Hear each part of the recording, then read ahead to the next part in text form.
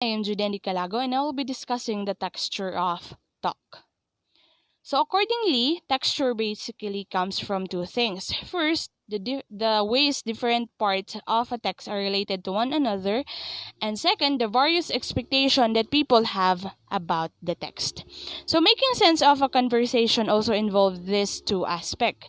First is the structure and patterning of the communication, and second, the broader expectation about meaning and human behavior that participants bring to it.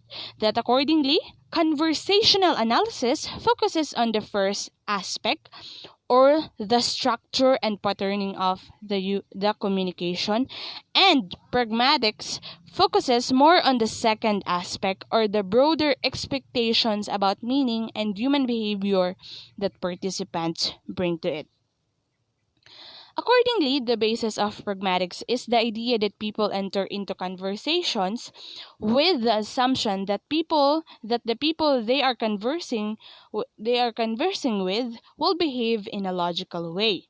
The philosopher Herbert Paul Grice called as assumption the cooperative principle, which according to him, when people talk with each other, they generally cooperate in making their utterances understandable by conforming to what they believe to the other person's expectation about how people usually behave in conversation.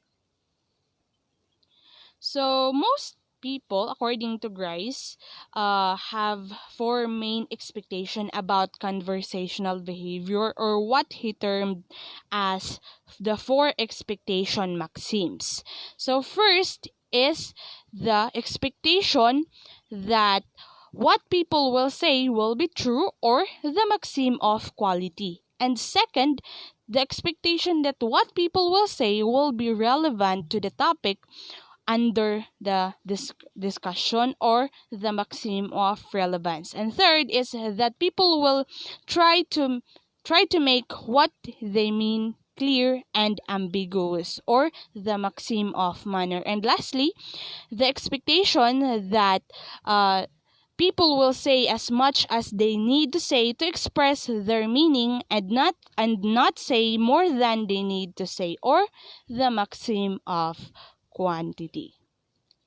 So, accordingly, maxims are not rules that must be followed. Rather, maxims are general statement of principle about how things should be done. In an actual conversations, people often violate or flout these maxims. They say things that are not true, they make seemingly irrelevant statements, and they are not always clear about what they mean, and they also sometimes say more than they need to, or not enough to fully express their meaning. So the point that Grice was making was not that people always follow, even they should follow these maxims, but that when they do not follow them, they usually do. For a reason that the very fact that they have flaunted a maxim itself creates a meaning, or a special type of meaning known as implicature, which involves implying or suggesting something without having or directly expressing it. So, implicature allows us to manage the interpersonal aspects of communication. So, it can be used to be more polite or avoid hurting someone's feeling, or can be used to avoid making ourselves too accountable for what we have said. In other words, to say something without really saying it. So, we have here an example where person A, or example, which a conversation where a person A says, "Does your dog bite?"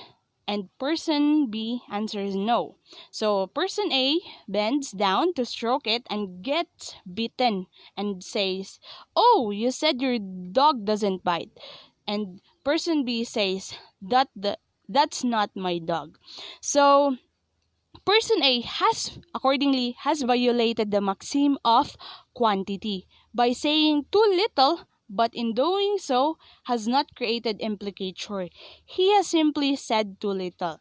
So flatting a maxim must be done within overall framework of the cooperative principle. So the person flaunting a maxim must expect the other person will realize that they are flaunting the maxim and that the meaning they created is not too difficult to figure out. So, another important aspect of pragmatics concerns on how people accomplish various social action when they talk, such as the requesting, promising, and threatening. So, according to the philosopher John Austin, he pointed out that certain utterances, when they are spoken, have the effect of actually performing some action in the physical world. So, also he pointed out that for many utterances, their truth value is not as important as whether or they are able to perform the action they are intended to perform. Also, the more he thought about this idea of performatives or utterances, the more he realizes that there are many utterances out there, or what he termed as action speech acts. So, according to him, the important thing about these kinds of utterances is not so much their meaning as their force or their ability to perform actions. So, all speech acts have three kinds of force.